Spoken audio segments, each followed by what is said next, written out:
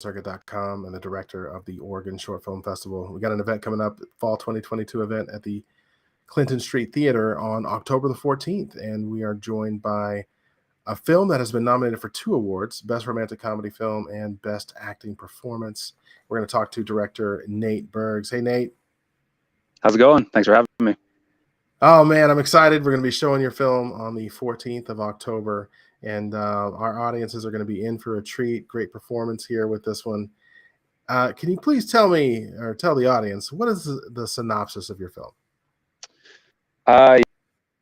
Yeah, so Late Bloomer follows a young man by the name of Henry on Valentine's Day in search of roses for a special someone, because that's what you do.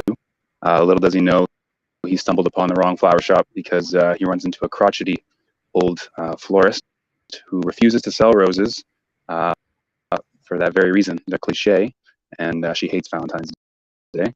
But before he leaves, she sees something in him, some potential, and he doesn't know, the audience doesn't know yet. She's sick, and she's looking to leave her shop to somebody because she has no one. So throughout the film, Henry works with Florence, the shop owner, and then during the day, and then at nighttime, he works at a bar. He gets exhausted. Finally, they have a falling out at the flower shop. He quits, and Florence asks him to stay one more night just to finish things up because she knows she doesn't have much time left. After that, as he's bartending, he starts to actually see people for the flower that best suits them. So he'll look at a waitress, and she turns into a sunflower. Looks at somebody else, she turns into a dahlia. So it's kind of a literal animation of what he's been seeing in books and studying. But before he can share this new skill with the florist, it's too late. She passes away. And when he attends her funeral, in the casket in place of a body is a dead rose. So the entire time she was the flower that she hated. And at the end of the film, it's not a happy ending. But it's the right ending. The girl that he did want to get roses for tells him it's time to move on. But roses were in fact her favorite, and she, of course, appears to him as a rose. So this entire time, he could have got her the flowers he intended to all along. But instead of giving the girl, he gets the keys to the flower shop, and he turns the open sign from closed to open, and the movie ends. I was muted for a second. Wow.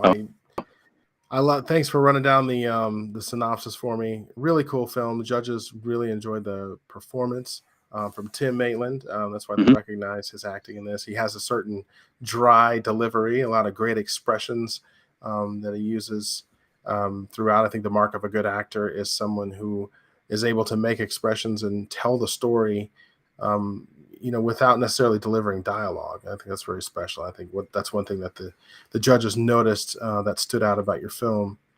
I also noticed that your film had a 4:3 look, kind of a retro throwback to a previous era.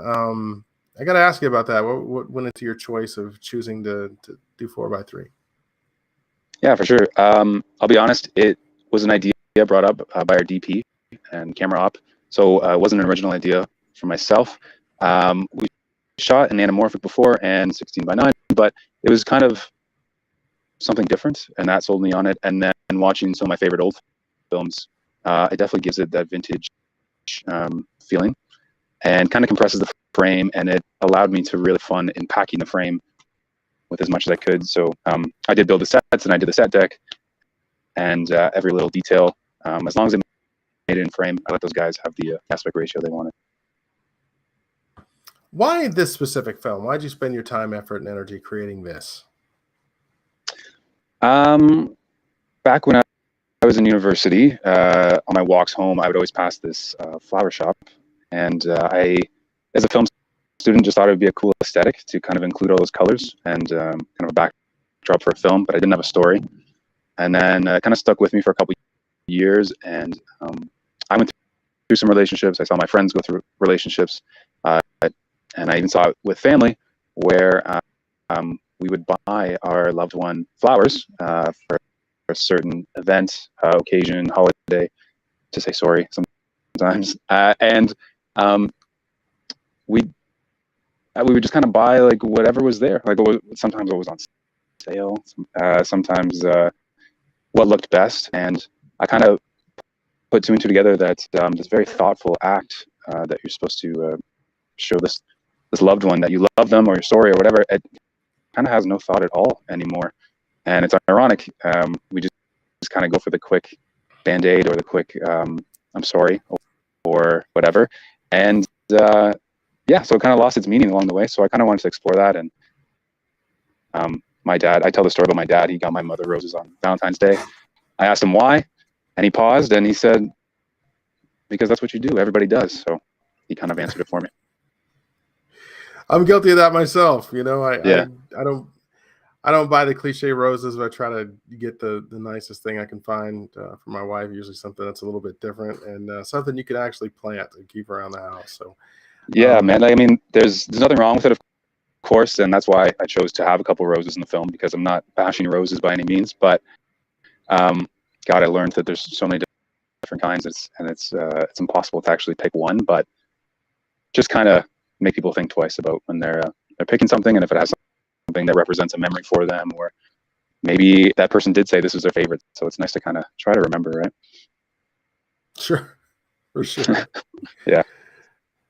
So, you know, did you learn anything during the production of this?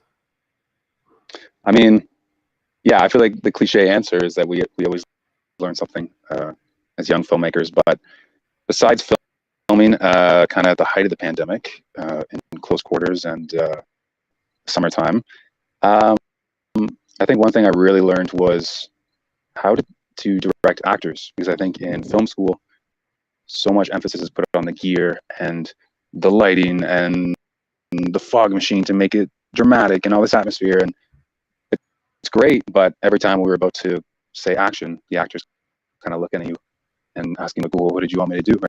Right? So it's often an oversight that we don't get taught in school. And I think this kind of gave me the opportunity to work with a crew of departments. And yeah, even though I was doing set deck and making sure, you know, the right pen was in the right location and we had the proper wrapping and the flowers, I still had time to actually talk to Tim, talk to the other actors, and not coach them, but just, like, you know, give them my vision and or articulate kind of what I wanted, and then they played with it. And that's kind of where you see a lot of Tim's reactions rather than lines. So I think I just learned to be a better director, as cliche as that sounds. But yeah. No, that's how the process is supposed to work. You're supposed to get better. Yeah, for sure. So, well, what do you have planned for the future? My favorite question. So like every young filmmaker, I'm writing my first feature, and I hope to get it in front of the right people and get it produced. I enjoy working on other people's sets, and if I'm not directing them in the art department, something I really enjoy. And I think, you know, sets are grueling, but the more sets you're on, the more you learn, obviously. And yeah, I think my goal is to definitely get that feature made. All right, good stuff. Well, hey, I appreciate your time today. Is there anything you want to add before we go? In terms of talking about myself, never. But I do really want to thank you guys, because you know, as we know, we apply to a lot of film festivals, and rejections are just part of the game, and it's cool. But it's nice when you come across people that kind of see what you were going for. You guys really seem to appreciate the details, and even the questions you're asking, I can tell you guys actually watch the film. So you know, making a short film rewatchable is tough, but I really appreciate you guys for you know, giving it a spot in your festival, and I look forward to coming to Portland. It's a great excuse to check out the city. Well, thank you. You're making us look good, giving us great content, and good job by you and your whole team and Tim. And just it really just turned out to be a good product. We can't wait to show it. For sure. Thanks so much, man. Appreciate your time. Have a good one.